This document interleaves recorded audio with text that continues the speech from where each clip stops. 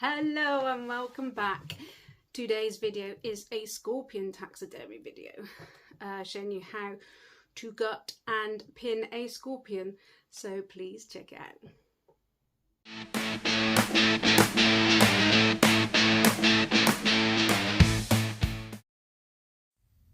So let's get straight into this scorpion taxidermy video. Now, you don't want to cut your scorpion vertically down the middle of the abdomen. You want to cut it on one of the segments at the back of the abdomen, right just before the tail. Use your sharp knife and then cut along the ridge, abdominal segment, just before the tail. Like I said, be nice and careful and you'll get a nice clean cut. Now, I always use a piece of old cardboard from a box or something, so any inners I can put onto there, and then it can go straight into the bin. Saves it getting everywhere.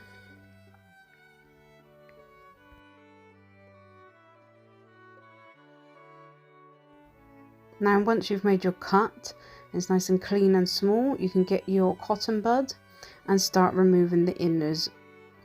You want to be very gentle and just slowly pull out the insides and then place them on your piece of cardboard. With the cotton bud, you can get right into the body of the scorpion, and it's nice and soft and gentle. It does take quite a bit of time, so you just need a bit of patience and to be, like I said, very gentle.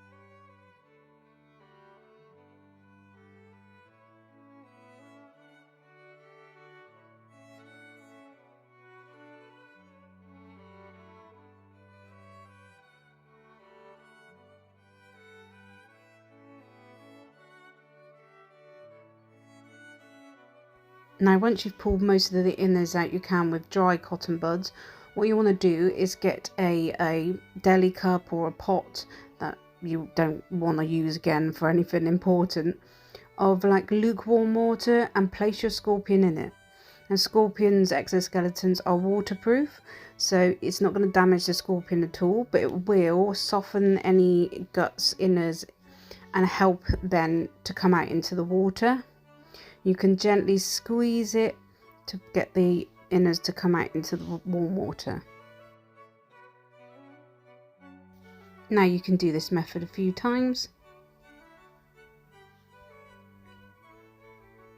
Just helps soften everything. I wouldn't be using this deli cup again, or maybe just use it for taxidermy, because scorpion inners do smell quite bad. Then you go back to your cotton buds, and then you can remove any more of the inners with your cotton bud with the wet.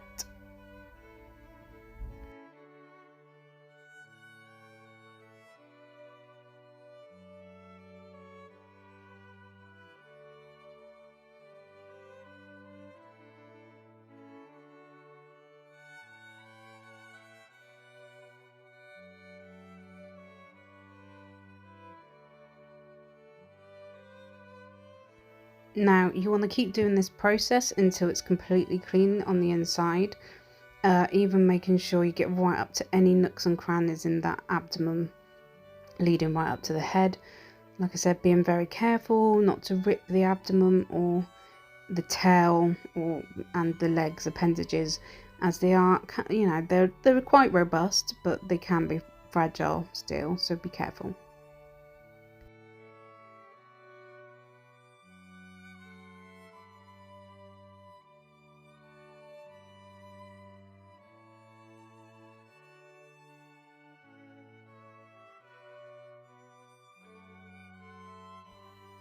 And now we're just redoing the watering process, so dunking our scorpion into the water, squeezing out any softened inners gently.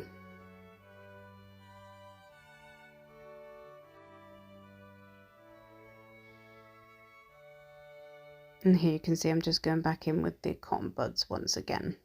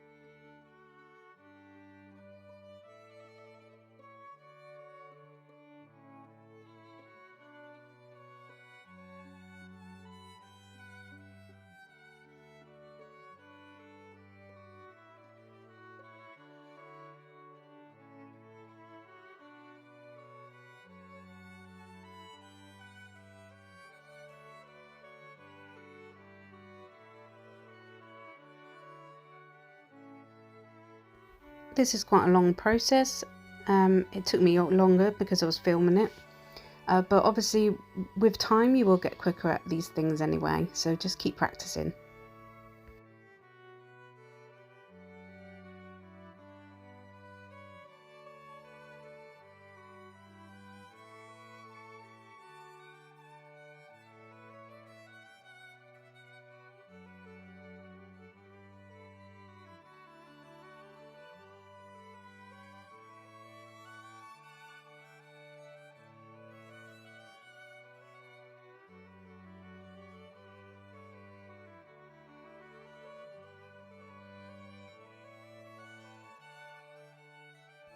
Now we're just getting our cotton bud and going up inside of the tail to get any inners outside of the first part of the tail as well.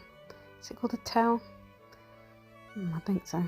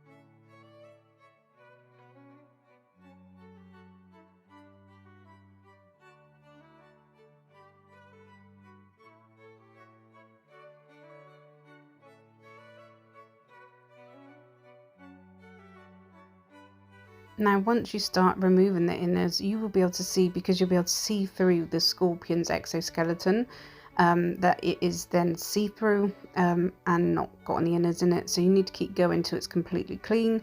Obviously you don't want it to then rot once you are pinned it, because it won't last.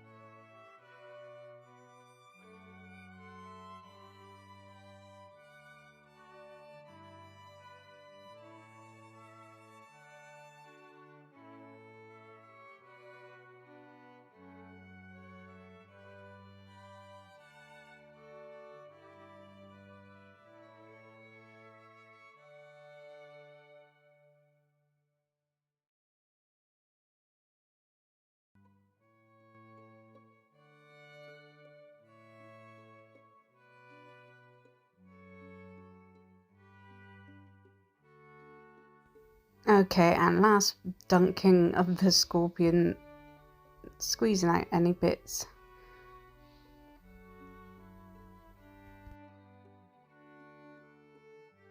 And as you can see now, it's fully empty. So what you want to do is then leave it to dry out a bit. Not too much, but obviously so the excess water dries out of it before you start stuffing it.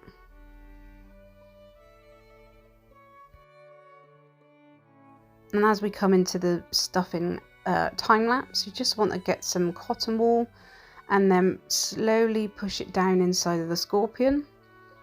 And now we're back to normal speed. I use some tweezers just to get a bit more accuracy and push it right down inside the abdomen. Don't overfill it because you don't want it to burst anywhere. And once you've finished doing that, you can use a bit of craft glue or super glue and just glue that end together, that opening together, so the tail is then joined back to the body, and leave that to dry.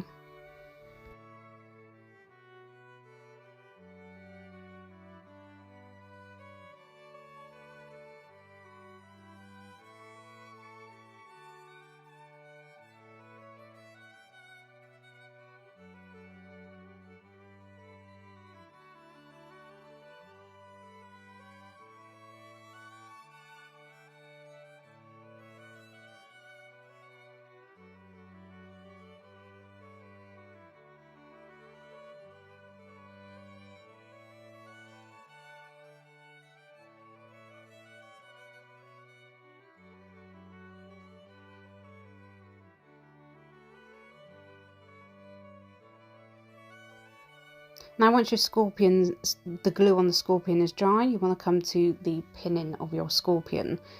Now I'm pinning this scorpion into a sort of defensive posture where its tail's up and stinger's up. So I've got a piece of foam board and a piece of polystyrene which I'm securing into the board upright to fix the tail to with some pins. Any old pins will do, just the cheap ones. I think I bought these in Poundland even, so get like 200 for £1. They work perfectly.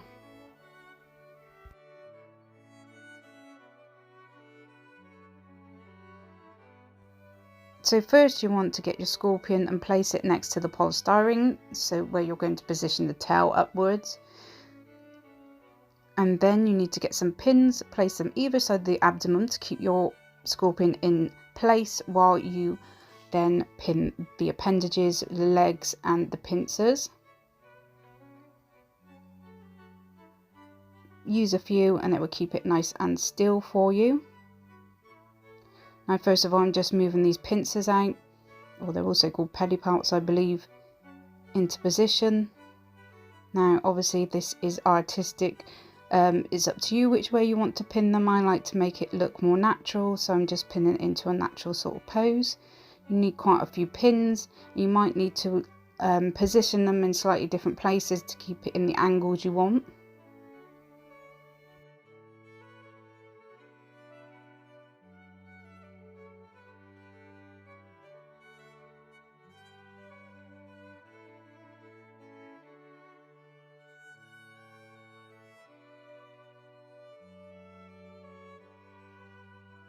I'm sorry about my hand in the way occasionally. It's quite hard to pin with the camera under your face, but I'm doing my best here. Now I'm just going to hold the tail in position, and what I do with the tail is I place pins across the tail in like a diagonal position, so from left to right, right to left, and that will keep the tail up into place. And you might need to do a little bit of wiggling about with it, take it, you know, just be gentle with it, so it's quite pliable at this stage still, but just take your time and it will come to shape.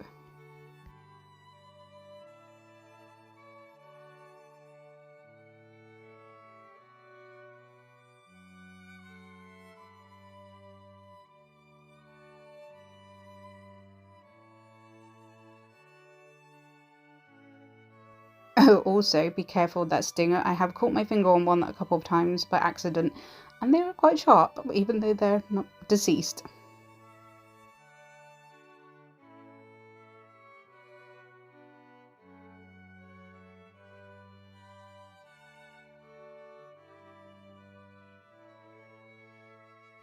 So as you can see, the tail's starting to take shape.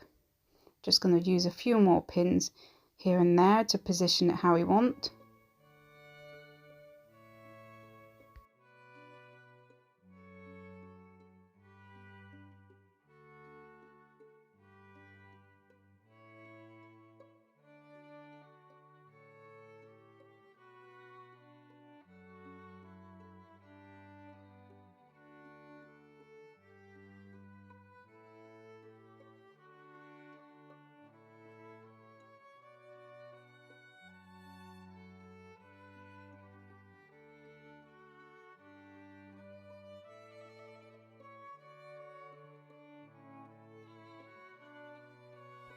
And now we're going to start pinning our legs into position. Now these are quite the fiddly bit. Obviously the scorpion, when they die, their legs curl under like tarantulas, so you need to like slightly maneuver them outwards and then get your pins to hold them into place. So you might need to use quite a few, especially if you're new to this. It might take you a little bit of time, but you'll get there.